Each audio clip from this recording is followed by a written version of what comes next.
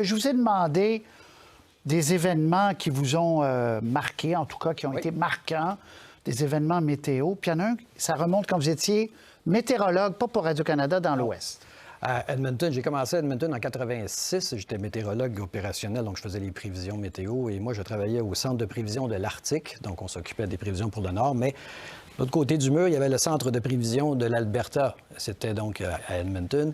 Et le 31 juillet 1987, il y a cette fameuse tornade qui a dévasté une partie de la ville. Alors, 31 juillet 1987, 27 morts. Ça en fait la deuxième tornade la plus meurtrière de l'histoire. Mais la première est à 28 morts en 1912. Donc, on voit que c'est vraiment une catastrophe historique. Vent de 400 km/h, ça en fait une tornade F4. Ça s'apparente à ce que vous voyez sur l'Oklahoma ou le Texas quand on voit des tornades qui dévastent tout. C'est 1 km de largeur, le cône. 1 km de largeur, voire un peu plus. Et cette tornade suivait un parcours sur 40 km. Ça a duré 1 heure de dévastation totale. Alors, j'étais là, je l'ai vu. Vous l'avez vu? Je l'ai vu. C'est à peu près... Ça, ce qu'on vous montre, ce sont des images qui ont été captées quand la tornade a commencé à toucher terre à l'extérieur de la ville. Elle se rapprochait, c'était en banlieue, elle se rapprochait de la ville. Mais moi, je l'ai vue quand elle était tout près du chemin. Alors ça, ce sont des images qui ont été captées à partir du bureau météorologique.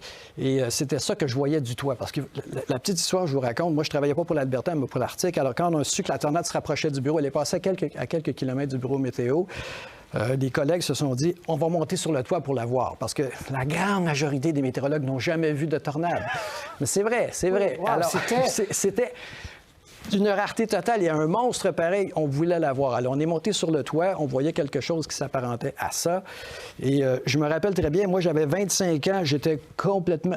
c'était incroyable, j'en croyais pas ce que je voyais. Et je me rappelle que je suis resté là plusieurs minutes.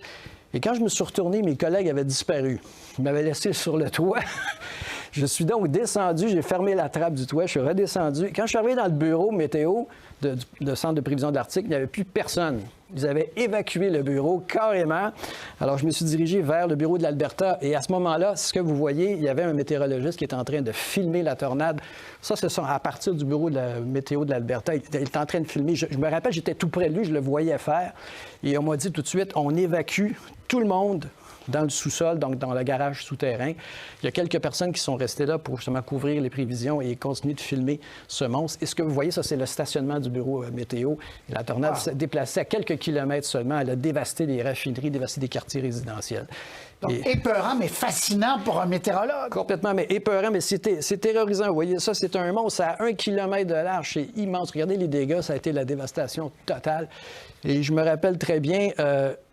d'avoir vu, parce que ça a ravagé une partie des raffineries, des quartiers industriels, d'avoir vu une citerne renversée à l'envers, complètement, compte tenu de la force de cette tornade extrêmement puissante. Donc ça m'a complètement marqué. Évidemment, j'avais 25 ans, je commençais ma carrière.